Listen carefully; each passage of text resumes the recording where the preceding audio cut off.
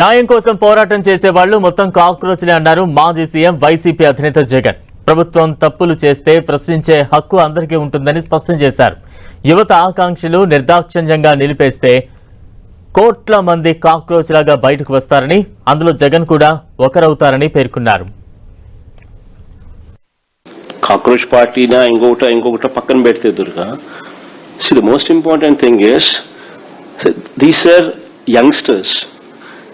వీళ్ళకు న్యాయం చేయలేకపోతే what is the government doing?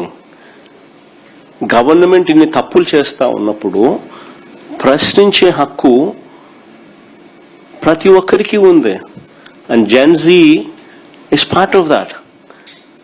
వారి ఆస్పిరేషన్స్ను నువ్వు గన నలిపేస్తే నిర్దాక్షిణ్యంగా ఆటోమేటిక్లీ కోట్ల మంది కాక్రోచ్లు వస్తారు.